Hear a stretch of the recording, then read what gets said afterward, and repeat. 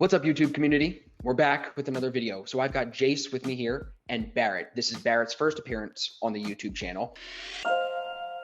I think today's video is going to be really insightful to those of you that are already in the ASFX community, and even to those of you who are just finding this, searching through YouTube, searching the internet, looking for some trading content. You're going to hear different perspectives today from someone like myself, who's been in the industry for almost 7 years now, Jace, who's a little bit more of a newbie, but still has some experience under his belt, and then Barrett, who's, I would say, the freshest of all three of us. So as we go through, we figured it would be good to hop on and share some of the experience that we're all going through. We're all still learning, all still growing, even at different stages in our trading careers. But before we get into that and the growth that we're individually going through, Barrett, you want to kind of set us up here? How do you and Jace know each other? Can you give us the short story of how you two lovebirds met? No, I'm just kidding. Yeah, short story. So pretty much I've been following Austin on Instagram. I think I found him through Instagram Explorer. That was months ago when I was first starting learning what a trend line was, the real basics of what it means to the, technical analysis and all that other jazz. Sure. So, flash forward, in quarantine, obviously consuming a lot of trading content, just trying to hone the skill at the time that I had. Jace hits me up out of the blue, says, hey, I am, a coach with Austin Silver, his company. Do you have any questions on our programs? Do you have any questions on this? And obviously that's where the conversation started. That was back in March. I think I joined like a week or so later, and it's been nonstop learning experience from there. Dude, it's interesting. You come into us right as the coronavirus stuff really kind of picked up, right? So you kind of saw, I feel like when you first joined, the volatility in the market was greater than it is now. We were talking about that this morning on our coaching session, but that's a good experience for you to come into, right? Oh, absolutely. Previously, I had been the system I had created and traded, luckily on a demo account, not with live money. It was completely just destroyed by volatility, and that was like a real big sign that I needed to fix something if I was going to be in it for the long haul. And Jake picked perfect timing. And Jace, I think you come from an experience like that too, right? Where you were working with a group, a system that wasn't ideal for you, and you found more success here with us. So you both kind of can relate on that, I guess, right? Yeah, for sure. Like for me, I guess in before I joined ASFX, I was trying to find my own system, trying to find a system that actually worked, and it was hard. And whenever I saw Barrett, he was already set. He started learning Forex this year, I think, right? And then he was all out reading trading psychology books. He was going through making his own system. I was like, okay, so this guy is all throughout. He wants to fully go through Forex. Balls deep. Yep. Yeah, so I tried helping him. I think our first call, he went over the system with me. I was like, yeah, it's a pretty cool system.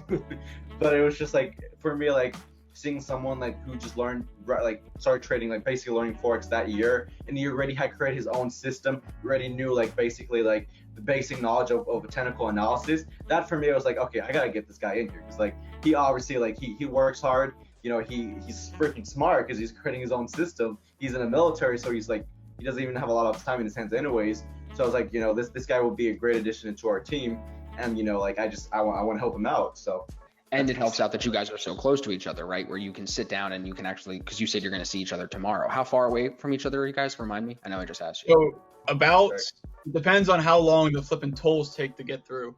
There's about 30 between us. But no, we're only about maybe hour and 15 minutes away. So if nice. So we're within reach.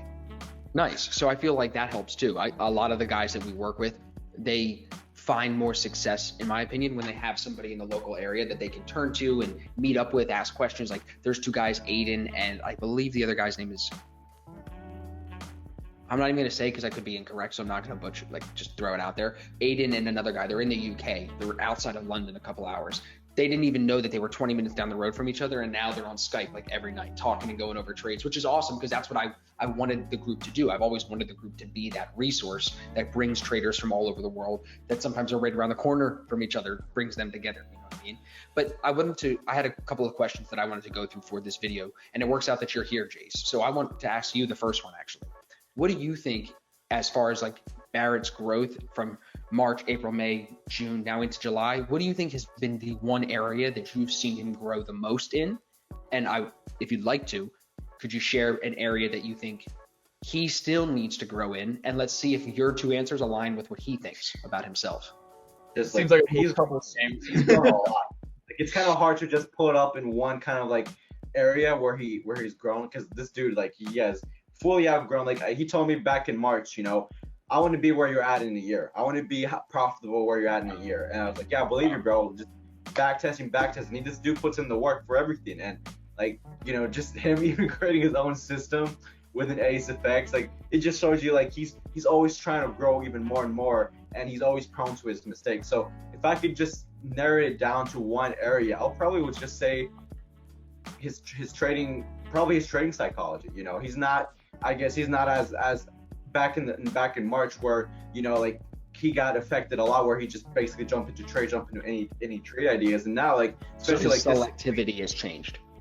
Yeah, and this week specifically, like, you know, on Thursday, like I liked his discipline, where like, you know, I didn't see anything good today, so I'm not gonna trade today. And I like that. I like that he's, you know, that you know, 3 months ago, Barrett would not have done that. He would not have absolutely would have not have like skipped. So what about the other question? What about like anything that you think he still needs to grow in? And of course, we all have to still grow. We all have areas that we're working in, and I'm sure the psychology is one of them, right, Barrett? But what do you think, Jace, if there's anything specific, even from we just got off an hour-long coaching call where you heard me and him kind of going over some of his markups. What do you think is the main thing he should be focused on to grow in? I think generating idea, like, you know, you're generating a lot of ideas, but only trading a few, as like narrowly, like kind of like how Austin is. He's really conservative. He really just waits for the trade to come to him. So like, I think that's a little, like, I think area where you need to work on, where basically just, you know, waiting for the trade to come towards you, you know, not, you know, slowing down, chasing trades and stuff like that, and generating like lots of ideas and C setups and trading them. That's fair. What do you think, Barrett? I'm interested to know now your 2 points. What do you think you've grown the most in, and what do you think you still have to grow into? So I think that it's funny. I can actually probably use trading psychology for both sides of that coin. Jason's absolutely right, where, you know, I've gotten to the point where my technical analysis skills have doubled, tripled, you name it. Yeah, joining the ASFX group. You know, the tools that are given to you and the resources you can utilize. If you're willing to put in the work, there's no way you can't grow. That honestly. But at the same time, there's some stuff that you have to sit through and experience, just straight up. That's definitely the point where I can improve the most, is generating the ideas, making the markups, putting in the work, but not pulling the trigger. I don't have to trade every single idea that I put up. And honestly, that's hard for a lot of traders too. Oh, you know? Absolutely. Because you're like, because I think most people come into trading to trade. We get here to trade because we want to make money. We want to click the button. We want to play the game. So it's almost like you're training yourself to be the opposite of what a human would naturally want to do in your position, and that's tough.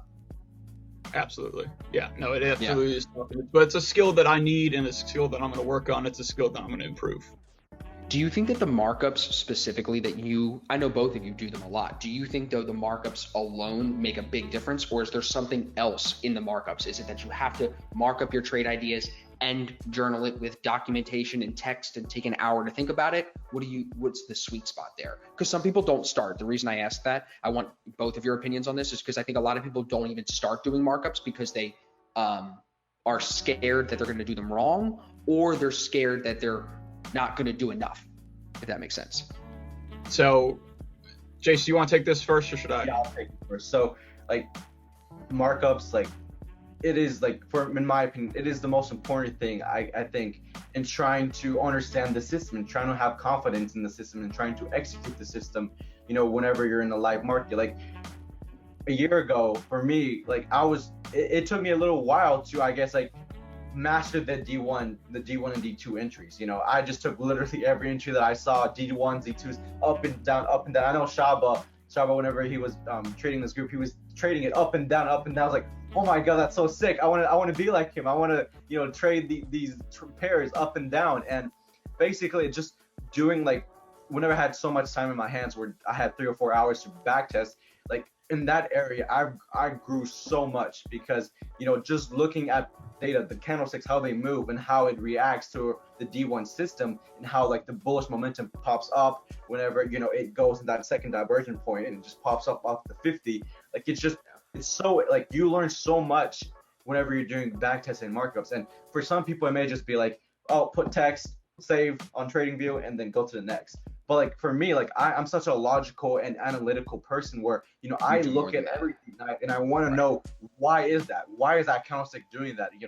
Why is price moving in that certain way? And for me, with all my markups, like that's where basically like I analyzed everything. And it's kind of like muscle memory now where, in my head, I literally be sleeping trades. Like in my dreams, I'd be sleeping a D1, breaks the 50 or a perfect A1 entry or whatever. And it's just like, whenever I see a chart, I know exactly what the chart is doing. And, if there's a D1 entry or there's an A1 entry, and that's just muscle memory, repetitiveness of that markups, of that back testing, where it just gives me that confidence. And it also like, again, like I always want to be a better trader. Like I know I'm never going to be the best trader in the chat. I know I'm never going to, stop learning to trade. And for me, like back testing is a form of me trying to become a better trader. Even though I already know everything, the D1s and D2s, I want to become a better trader. So every day, like I force myself, like sometimes I don't want to do it, it's just like, cause I don't have a lot of time, but I force myself to do markups because I know that in the long run, it makes you better. You have literally like in my Google Drive, I have tons of markups of basically research or I guess study of the system. And that for me, that just gives me confidence that this is the system that it's fucking like I have data on. It's not like some simple strategy. It gives you the confidence to put the money in. Yeah, exactly. So do you think that the selectivity being an issue is resolved by doing more markups because the markups reinforce the repetitive nature in the systems that we trade? Basically, one sentence to sum up what you just said. Yeah, exactly. Mm-hmm. So for people like that were in both of your positions, both of you came into this not doing markups at all, never marking up a lot of your trades, never documenting your own emotions and how you're feeling about your trading. Can you give a 3-sentence tip or a 1-sentence tip to the people listening on how to start or why to start doing markups and journaling your trades and documenting every click of the button, including how you feel when you click it? I mean, absolutely, because you need to do it even if you're not trading, one of our systems. It's vital to learn from, you can't necessarily replicate what it's like to, the moment before you press the button and the moment after you press, and like, maybe you got some buyer's remorse, maybe you didn't, analyze things further. If you take the time, even if you never look at the markup again and it just is, gathering dust somewhere in a hard drive, right, that reinforces the procedures and the mentality that you need to be successful. So like, especially looking at markups when I first started, I wasn't that great at them. I was missing some analysis, but like just starting, because it starts the process of constantly analyzing where you could have improved. It starts the process of, hey, this was a winner, but it only went 1 hour when, we talked about this literally an hour ago, where my stop loss was moved to an inappropriate level. It stopped me out, and then it shoots up to 3R.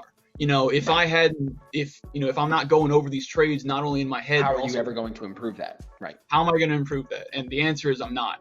And the other benefit that I think it's important to realize is that in our group chat, you can throw a markup in there and get, a dozen different opinions from yourself, from other coaches, from other traders. And so, like, hey, that here's an feedback A1. is so valuable. Absolutely.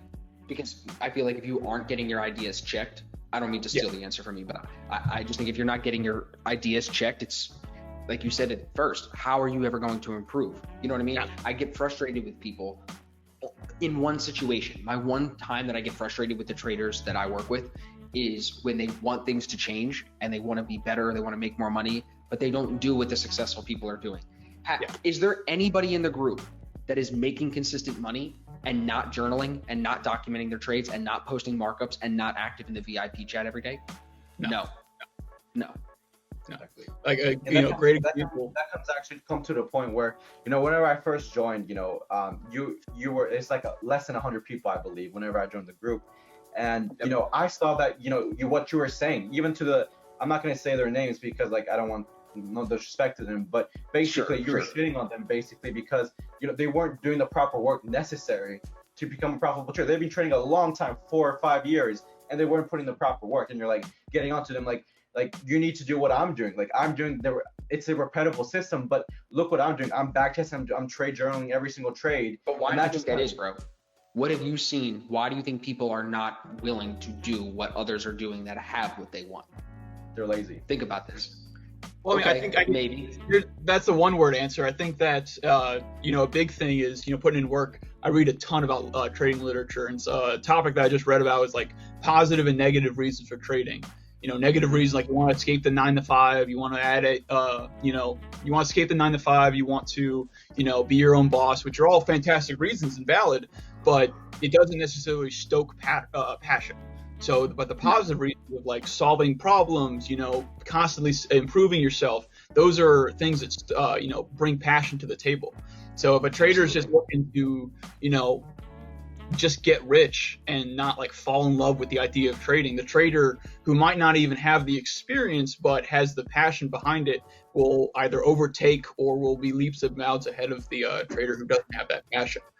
Or they're just back to like swallowing that ego. Right, yeah. Exactly. Or they have to just put it beside them. I think the rigidity, and I've seen it with both of you. You both in different situations have been rigid to change your mind, and then we've had to have some more aggressive conversations, right, where we then have to be more argumentative than usual in order to get to the point of like, okay, you're actually not living by what you're saying you want. And that's, I think, a big issue too. People have this ego that prevents them from changing what they're doing in order to achieve what they say they truly want. It's tough. And I think it does go back to who they are as individuals and what they're really afraid of. And a lot of people right now, with the current situation that a lot of people are in, they're afraid of running out of money. They're afraid of being broke. They're afraid of the government cutting off the unemployment checks that they're getting. They're afraid of their employer not bringing them back. People are afraid of everything. It's like in our DNA to naturally look at the thing we should be afraid of and feel that fear. So that, like I said before, it translates all of that. That's who you are. It translates into your trading, and it requires subconscious reprogramming, which you both have done really well. You've been able to open your mind and reprogram yourselves in a different way to act differently going forward, to the point where you probably at one point thought markups were a waste of your time. But then after doing it and seeing the results, you are then a little bit more open-minded to doing more. Okay, I'm getting better at trading. What am I doing different? I'm just doing more markups. Let's do more of that. I'm more open-minded now. And when you see people crack their shell, so to speak, and crack out and start to really step into who they are, you realize that the worst thing we can all be as traders is closed-minded. That will close us off not just to making money, but also to becoming, I think, our best trader selves. That's the way that I like to put it. Yeah. Would Absolutely. you guys agree, or maybe if you can explain what, on top of the markups, what will help someone listening that's trying to reprogram something that they're doing? Because again, a lot of people are afraid to just start. What can they do to reprogram the subconscious? And is it just as simple as, listen, don't care what anybody else says, don't care what anybody else is doing, you just take that first step? I don't like that answer. It's too corny for me. So what's I like what helped me a lot was embracing being a perpetual student. I think it was not this coaching call we just came off of, but like weeks back, you, me, and Riley sat down and talked about what it meant to be a perpetual student, and the immediate similarity was like kind of like going to the gym. You're never going to get so in shape you just never have to work out again. No, you have to continuously, hone the edge. You have to keep on, keeping your mind in the right place, learning different methods, adapting to changing markets. All of that goes into this topic. What do you think, Chase? For me, also, me, I would probably say, just if you really want it, go fucking do it, because you can. For me, like, honestly, like, the way I changed my mind, it was, changing my mindset by, just reading a lot of psychology books. Riley helped me a lot, and as well as, just having that kind of like the military mindset where if I wanted, like, I could do it. And like, I was like, I don't want to seem so depressed here, but I was going through a freaking dark time a couple months ago in the beginning of January. And like, you know, like past from there, like I felt so much stuff. Like I thought myself as a failure, and I sucked at it. I was always negative, and like I was like, you know, like I need to change, because like if I don't change, then I'm not going to be better. And like I don't want to go on with my life the same kind of character that I'm doing. Negative, a failure, you know, like a girl broke up with me, my ex broke up with me, so depressed and sad. So like I decided to change myself. It was like a dark moment where, like, you know, the worst moment became one of actually the best moments of my life in this year, because of how I changed my perspective. Yeah, it sucked, and Austin helped me a little bit on this. Like, yeah, the breakup sucked. Yeah, this sucks. My life sucks right now. But what could I do better? And like, you know, what can I basically change in my life? And that's where like the blessing of the quarantine came as well. Like where, you know, I kind of shift my mind to shift my perspective on everything in life. Literally from like, you know, trading, you know, instead of like just like, I guess like taking it like, you know, I guess 50% or 60%. Like full time, or like just 60%, like going 100% at it, and actually putting in every single work of it, trade journaling, back testing, every single little thing as possible. And then as well as, you know, with my life, like, you know, just physically, like mental, like making sure that I'm physically, mentally, and emotionally well, making sure that, you know, again, that I could basically just have like, I lost my thought. It's okay. No, but you actually gave me a good thought to think of. You're bringing up the same point that I just got off a call with Matt, talking about like after a breakup, after you shed the significant other that you thought was so important to you, you find a big transformational period comes after that. I've been through that. I think most guys our age, when you get into your 25, close to 30, you've probably been in a relationship at least once at that point that shows you that when whether she breaks up with you or you break up with her, you come out of that and you transform and you step into who you are. And I think when you find the right person, that person will, first you have to find yourself, and then when you find the right person that aligns with yourself, it can multiply. And that's why I think you can see the success Riley has helped me with. You know what I mean? Her and I together are much more successful than either of us ever were alone. And that's what I think everybody searches for. But a lot of people get caught up in the wrong relationship. They get caught up in the wrong thing. It sucks them down, makes them negative. And then when you got to dig yourself out of that, that dig is hard. It's a big transformation. But look at what it can do. Bro, January to July, 6 months, it's a fucking sneeze. And look at where your mindset is. So now use that. And this is what I was saying to Matt. Use it as motivation to say, okay, if I'm 6 months deep into this, how do I lean into it more? Where can I go for more thoughts about this? And it's literally all in here. A lot of it, it's just thinking new thoughts. And I said this to you, Barrett, like painting new language to tell you something that you already knew. You know what I mean? That just doing that way will, for some reason, make the idea stick more. There's more clarity to it. It sticks more. And I don't mean to circle us to a different conversation, but I think this is a good piece to kind of wrap us up with. It was one other thing you both touched on throughout the call today and throughout our coaching call before is selectivity. So for everybody watching, what we really mean in that is we want to make sure as traders, and this is not out of me, this is not out of my head, my mouth first. This comes from Mike Bellafiore and Steenbarger, the guys that most of you who are listening, you know who they are and you know that we look up to them just because they're, you know, legends in the industry. They've done it for so long. They've worked with so many traders. Their experience speaks for itself. If they're saying that right now, and more than ever now because of the volatility with the virus and all this stuff going on, if they're saying that the money is in short-term trades and in generating a lot of ideas and not trading all of them, but just trading the highest probability trades, why would we want to fight that? Why fight the guys that have proven to us time and time again that they can outlast the market when the market tries to beat them down and take away the money from all their friends? I'm going to look at those people and I'm going to implement everything that they say as much as I can into my trading. So what's worked for me, and I think you guys have seen that, and both of you have done it too in different extents, you're being more selective. But I think there's a second piece to that. It's be more selective in where you put the money, but generate a lot of ideas. Satisfy that want in all of us, everybody listening, that want to trade, satisfy it, generate the ideas, mark it up, share it, come back and review it.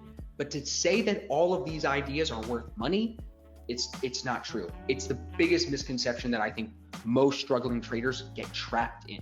Not all of your ideas are worth money. So can you guys leave us with a little tip of how you really focused on implementing that idea of let's generate a lot of ideas and not trade all of them, but really focus on the higher probability ones. Yeah, so that actually kind of ties back into markups, really, because for me, something that helped me kind of, get rid of a lot of the FOMO desires is that, if I'm just marking up the trade, if I say, hey, this looks like an okay D2, I don't think I want to take it, but at the same time, I want to see if I'm right, put in that little tool that says, longer short position, mark your entry bar, and, Right. Half the markup's already done, and you haven't really done anything besides like 10 seconds worth of effort.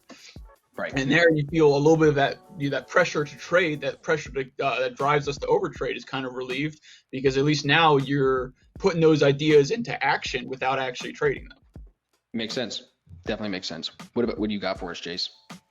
So for me, so I coach some of the ASFX VIP members. So what I tell them, because this has helped me tremendously on the past year, is basically open a demo account. Place the trade on a demo account. Who freaking cares? Just go all ham, go 100% risk if you really want to. And that's basically gonna help you. I don't know, it's just whenever you have that itch to freaking trade, say it in trading, trying to tell you place that trade, place it on a demo account, not on the real account. Place it on a demo account, and basically, not only will that help you, scratch that itch, but it will also help you again, just seeing how that bad trade setup reacts to the markets.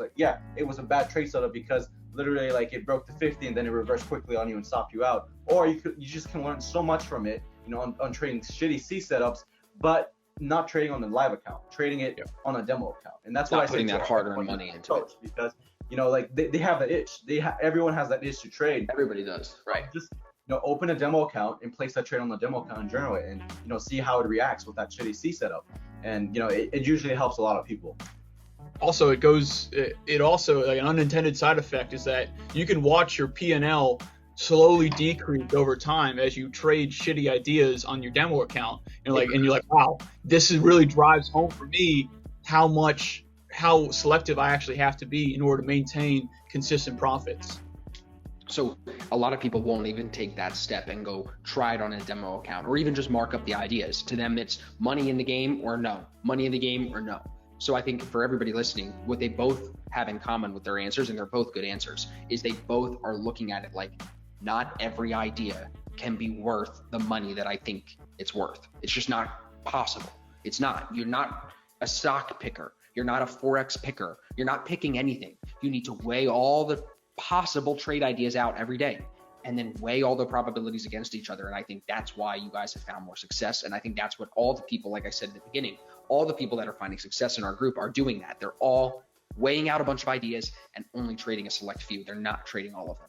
You see it. The guys that are making the most money, they're doing a few trades a week and they're winning way more than they're losing. They're not doing a few trades a day even. They're not doing 4 trades a day, 5 trades a day every day. It would drive them nuts. It would be impossible to generate enough ideas to then still have 4 or 5 perfect good trades every day. It's just not happening with our system.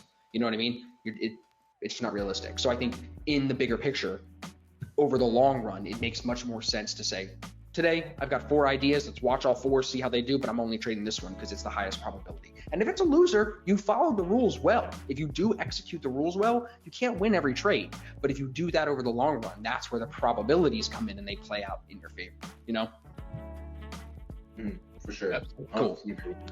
This was good, fellas. I'm glad that we got this in. Barrett, I know you and I have been trying to get this done for a while, and now we got the surprise guest celebrity appearance from Jace himself. So it ends up being a pretty valuable interview. So for everybody watching on YouTube, I'm going to put Jace's information down in the description. Jace and Barrett are going to be having a few videos, or at least one video, come out on his channel. So make sure you go check that out. And yeah, fellas, I appreciate it as always. Go enjoy the rest of your Friday, and I'll see you guys in the chat on Monday. Fantastic. Thank you very much.